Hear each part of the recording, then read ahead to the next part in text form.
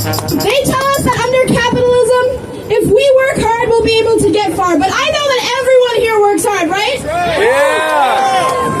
Kirby told a story about her mother, so I'm going to tell one really quick. My mother worked hard to make sure that me and my three sisters were able to afford education, and she worked at a hospital really close to here, actually. But I grew up in subsidized housing for workers, for healthcare workers attached to that hospital. And after many, many years, you know what happened to that building? It was taken down. Yep, it was taken down. And hundreds of workers who had affordable housing close to work suddenly had no place to live. And they tore it down in pursuit of profit. But guess what? That building, that expansion, it never happened. So now it's an empty lot that I walk by all the time. And I know my mother worked hard, and now we are wondering if we can always make rent or make the next bill. I know that you all can relate. Yeah. Yes. We know that actually 50% of Americans are one paycheck away from homelessness, one medical emergency away from homelessness. And we know that we deserve better than that. Yeah. We deserve more than that. Yeah. And so I'm going to teach y'all a chant that if you've ever joined a picket line or you've ever been in support of workers, you might have heard before. When I say, what's disgusting? Union busting. What's outrageous? Minimum wages. What's disgusting? Union busting. What's outrageous? Minimum wages. What's disgusting? Union busting. What's outrageous? Minimum wages. What's disgusting? Union busting. What's outrageous? Minimum wages. Remember that chat when we welcome our next speaker, Grant Minor, who is part of UAW 2017.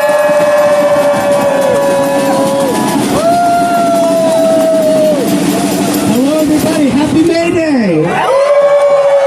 Friends, comrades, union siblings, happy May Day. How are we feeling?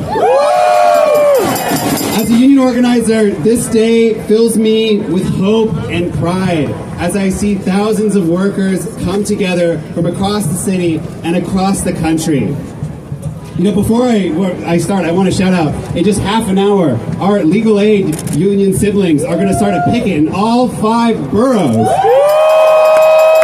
for sectoral bargaining all across the legal aid sector.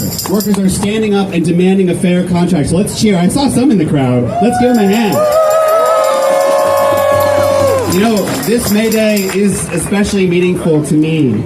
And to be able to be here with you all is really special. Because last year I was forced to spend May Day in jail for the political crime of protesting for the rights of the Palestinian people. You know, I say that political crime. We don't like to think that we throw people in jail for political crimes in this country. And perhaps it might have even seemed silly of me to say that last year. Now, when our students, co-workers, and colleagues are getting imprisoned and deported for speaking out, it's time to call things as they are. Shame! Shame! And I want to say, because it's the May Day crowd, even before Trump, the U.S. empire and its allies have a long tradition of political prisoners. Who here knows who Mumia Abu-Jamal is? Yes! Who here knows who Leonard Peltier is? Yes! And of course, the countless Palestinians held for years in Israeli prisons.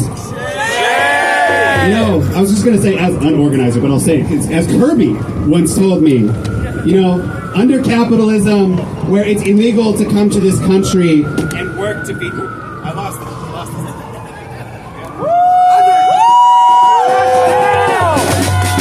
right. Use your diaphragm. Under capitalism! Under You don't need to repeat, I'll just yell. Okay. Under capitalism, where it's illegal! Oh, alright. Okay, we got the mic. Where it is illegal to come to this country. Now you don't have to, I'm not going to just lose my voice before the show. It's illegal to come to this country to work to feed your children. Where it's effectively illegal to be homeless. And where billionaires don't spend a day in jail for the numerous crimes they commit against the working class of this country. Every single person who is in prison is a political prisoner. That's right. He hitting it. He kneeling it. Now, you know, I want to say that last year, people are saying, what does Palestine have to do with American workers? And I think this year, it's all too apparent. The movement to censor Palestine in our workplaces is being used to crush the U.S. labor movement. Columbia University, my employer, has tried to personally ban me from bargaining. It is our right as workers to decide who represents us at the bargaining table. The bosses get to decide so much in our lives, but the unions say no. We're the ones who get to pick who talks to you. You have to come and meet with us. And that's what being in a union means. On May Day, we rightly discuss all the things that the workers' movement has yet to accomplish. We have all these problems, but we don't claim our victories. And I want to say, without claiming any easy victories, to list the things that we have won over the past month of protest and struggle. Hundreds of thousands of student workers rallied around the nation for our workers facing deportation, and now over 1,500 student visas have been reinstated. We have freed our student and comrade, Mohsen Mahdawi. I want each and every one of you to know that we will not stop and we will not relent until we have freed Mohsen, until we have freed Ramesa, and we have freed every single person who is being threatened with deportation.